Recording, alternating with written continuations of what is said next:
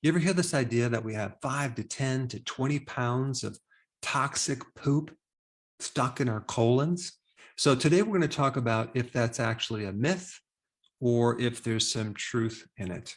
Now, I have done every cleanse that has ever been invented. I've done colonics, I've done colemas, which is a combination of an enema and a colonic, which was invented by Bernard Jensen, who wrote the book on colon cleansing. I went to his home. He lived in a trailer in San Diego, and I bought his kits, and I've done many of his colonics over the years. And looking back at that, the problem was I never fixed my diet. So you'd go on a 7-day kind of a colema cleanse where you're doing this colema twice a day, morning and at night, and then you're not eating any food. You're taking psyllium seed, apple juice, which is filled with sugar, and a bunch of vitamins.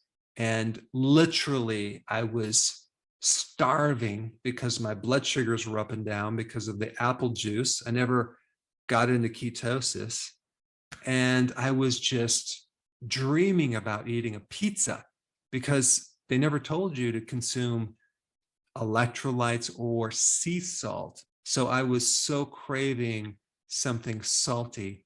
And little did I know, I was very deficient in sodium. And that was actually quite dangerous to drink all this fluid and then to eliminate all this fluid. So you really need to know what you're doing if you're going to do a colon cleanse. Now, how much toxic material is actually in someone? Could it be 5, 10, 20 pounds? Maybe with some people, but I don't think it's the average. I think the average person who eliminates between 14 to 16 ounces of poop a day usually does not have an impacted colon or constipation. Now, that's a generality. A lot of people do have constipation, and they could be holding a lot more waste. However, I do not think it's like 10 or even 20 pounds. Now, in practice, there was one lady who came in to see me that was severely constipated. She was going to the bathroom once a month. I'm not kidding. And so, yes, she probably had more than 20 pounds of impacted poop in her gut. But of course, when I did the evaluation, I found that her diet wasn't that great. And after I got done explaining what to eat, she left and I never saw her again. But when she checked out at my front desk, I went to lunch and I went outside and I saw her car there, and I walked by her car and I happened to notice in the back seat, it was filled with empty wrappers of Burger King, McDonald's, KFC. I mean, she didn't even shoot them in the garbage. She stuck them in the back seat. So I think that had something to do possibly with her constipation problem, as well as her toxicity. But I think the average person has this idea that stool or waste is always toxic, maybe because it has an unpleasant smell. But think about what's happening. You're having billions of microbes breaking down your food. And if the diet is poor, you're going to have more of one microbe than another. And those microbes give off certain gases that then have bad odor. But if someone's fairly healthy and they're eating correctly, they should not produce those very unpleasant gases that other people might produce. Even when someone has really bad breath, whether it's a sulfur smell or like a sewage breath, that smell is not coming from toxins. It's coming from the gases produced by certain microbes that the person has an overgrowth.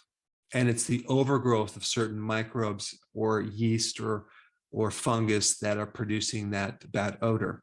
And some people have this idea that they just need to flush out and cleanse all this waste so then they can be healthy and clean. But what happens when you're flushing out all these microbes, doing a colonic or some herbal laxative, you're also flushing out all this friendly bacteria that you need to help you digest the food. It's kind of like taking an antibiotic. One of the big side effects is constipation. We depend on these microbes to help us, especially with the consistency of our stool, as well as the frequency as well. You know, just like if you're going to build a garden and you're going to make a compost pile, that material in the compost cannot break down unless you have like manure, like animal waste, which has all the microbes. If the microbes are not in that material, it will just sit there. It will not break down. It won't decay. So we really need these microbes mostly in the large intestine to help us break down things. So in the digestive system, we have a lot of things that help us break food down. We have the stomach acids. We have the enzymes that are produced by our stomach and our pancreas and by our small intestine that act on the food in the small intestine. We have help from the liver and the gallbladder producing the bile that helps us break down fat. So all these things contribute to helping breaking down food and then having it end up as waste. But you have to realize that that waste product is alive. It's alive with over 100 billion microbes just in 1 gram and 100 million viruses per gram. And when you're sick, the viral loads can go up to 1 trillion per gram. But these viruses I'm talking about are friendly viruses that keep the bacteria in check. They don't affect our body. They kill bacteria to prevent the overgrowth of bacteria. So you have this interesting balancing mechanism. The point is that we need these microbes desperately in the absorption of food and for our immune system and for many other reasons like making vitamins. But most of the microbes are in the large intestine. And as things work, you have this very long tube from your stomach all the way down to the rectum that is acting on this food when you eat. And normally at any given time, you should have about like 1 pound of material going through your system. Because think about what's happening. This food is constantly breaking down and being absorbed, okay? Because a lot of food has water in it, for example, like even steak is over 50% water. And the body is reabsorbing all this material through the small intestine. So 90% of the digestion occurs in the small intestine. So it's like sucking out nutrition, amino acids, fatty acids, vitamins, minerals, carbohydrates. It's sucking it out through the layer of your small intestine and even a large intestine too. And it's going right into your lymphatic system and your circulatory system. So just because you consume 1 pound of food, it doesn't end up as 1 pound of waste. And then when the undigested particles end up in the large intestine, the microbes act on those and turn those into a certain type of fat, small chain fatty acids that give you energy, that feed your colon, that help your blood sugars. So you have this incredibly dynamic activity that's happening with this wave or pumping action. It's called peristalsis, that's supposed to push the material through this digestive system and have each part do a different thing. Certain parts of your small intestine, for example, will start to absorb trace minerals, for example. Certain parts of the digestive system also help reabsorb bile salts, which, by the way, give the stool its color brown. If you don't have enough bile salts, your stool becomes lighter or pale or gray colored or even tan. Also, if there's not enough bile, things become more constipated. If there's too much bile, things become looser. You get diarrhea. So all of these different factors can act on the material that's going through your system. Having diverse types of fibers, like different types of vegetables, can help increase the different microbes. If you're always eating one vegetable only, your microbes are not going to be as diversified.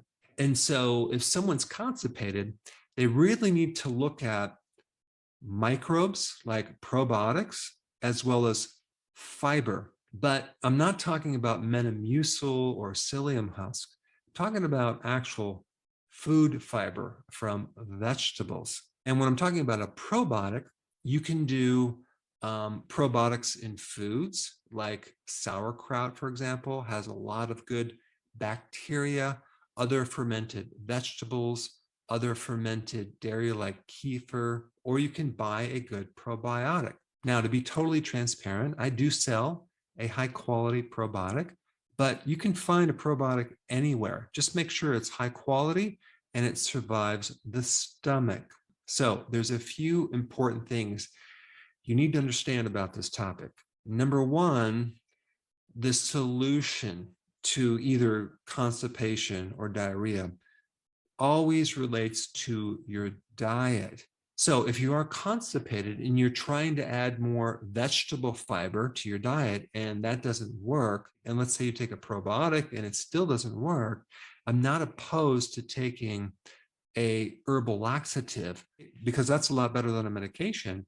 But just realize the underlying cause of that constipation definitely relates to your diet. There's something not right in your diet. Maybe you need more bile salts because your liver is too fatty and it can't produce the bile salts.